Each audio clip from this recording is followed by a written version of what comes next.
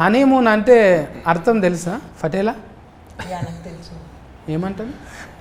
నేను చెప్పను. తెలుగులో నాకు తెలుసు. తెలిసినా కాదు, పిల్ల చెప్తే అందంగా ఉంటుంది. ప్రతిదానికి నేనే చెప్తా అంటే కాస్ట్యూమ్ మార్చుకొని రా మరి. Okay చైతన్యమన్నా pass. చైతన్యమన్నా నీకు ఏంటిదే ఆస్తుకు అయ్యేది అయితే అయితలేదు, గట్రాలు పెళ్ళి అయితలేవు కానీ గట్రాలు చాలానే అవుతుంది.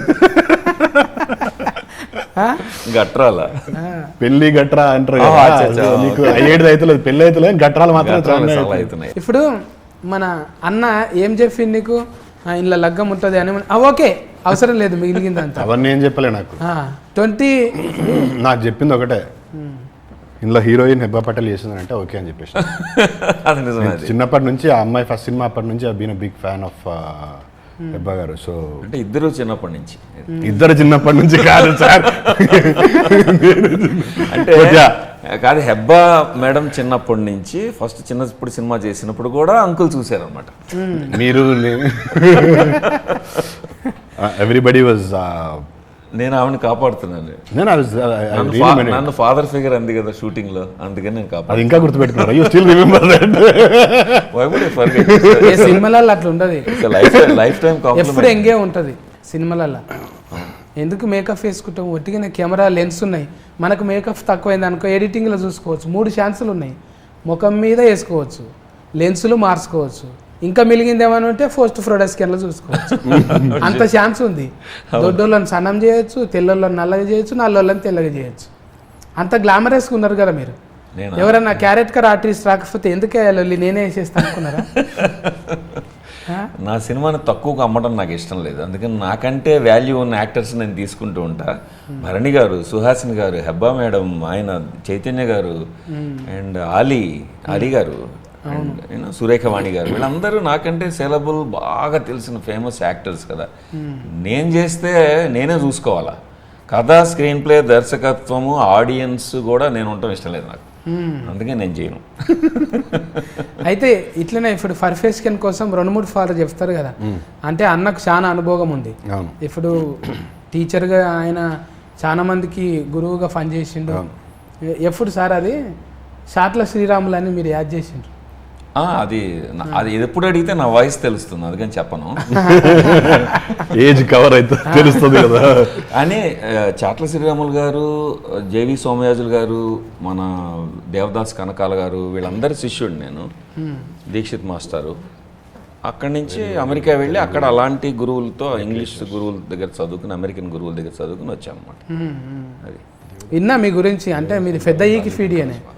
ఇప్పుడు ఆల్రెడీ అవార్డులు కూడా వచ్చినాయంట కదా మీకు అమెరికాలో? ఇంగ్లీష్ ఫిల్మ్స్కి వచ్చాయి. ఇది ఫస్ట్ తెలుగు ఫిల్ము.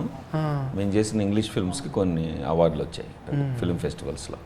అంటే మీరు ద్రోణాచార్యుని లెక్క. ఇప్పుడు మీకు ఇలి విద్యలు ఏం అవసరం లేవు, ఆల్రెడీ యుద్ధాలు చేసి నేర్పించే వచ్చిండ్రు మీరు, కాబట్టి అన్నీ చూసేసినట్టే.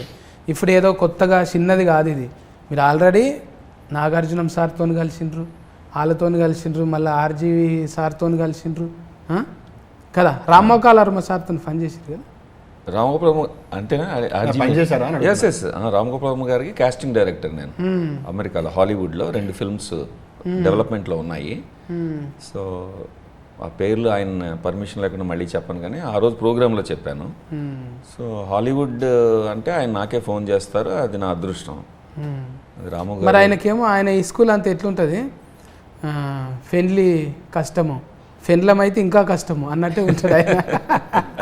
అందులోకి వెళ్ళేమన్నా తీసుకురా మీరు కూడా? ఆయన దగ్గర చాలా మజా ఉంటుంది, ఎందుకంటే ఒక ఫిల్మ్ మేకర్ని ఆయన ప్రేమించినంత ఇంకెవరు ప్రేమించరు. మనం సినిమా కథ చెప్తామన్నా, సినిమా తీస్తామన్నా 100% సపోర్ట్ ఇచ్చేది రాము గారు, నాగార్జున గారు లాగా. అందుకే ఆయనతోనే ఒక పాట రిలీఫ్ చేసి first song, most beautiful song in the film, showing Hebah as the most beautiful one in the movie, release చేసాం. రాము గారి దగ్గరికి వెళ్ళి ఐ హ్యాడ్ అన్ ఆర్గ్యుమెంట్, మీ శ్రీదేవి గారి కంటే లేకపోతే ఈక్వల్గాను మీ అదర్ హీరోయిన్స్ ఉన్నారు కదా, చెప్పచ్చా పేర్లు, ఊర్మిళ గారు, మీ గుసగుసలు ఎక్కువైనాయి అని ఆయనతో డిస్కషన్ పెట్టుకున్నాను. ఏమనంటే మీరు చూడండి సార్ మీరు సీన్ చూడండి సార్, ఈ సాంగ్ చూడండి సార్. మీరు శ్రీదేవిని బాగా చూపించారు, వీళ్ళందరిని అందంగా చూపిస్తారు. మా హెబ్బా పటేల్ని చూడండి సార్, మీరు వదలరు. 100 సినిమాలు ఇస్తారు తర్వాత ఆవిడకి అంటే ఆయన వెంటనే అపాయింట్మెంట్ ఇచ్చారు, జస్ట్ చూడాల్సిందే అని చెప్పి. ఆ సాంగ్ ఆయనకు బాగా నచ్చింది, నచ్చేసి రిలీజ్ చేశారు.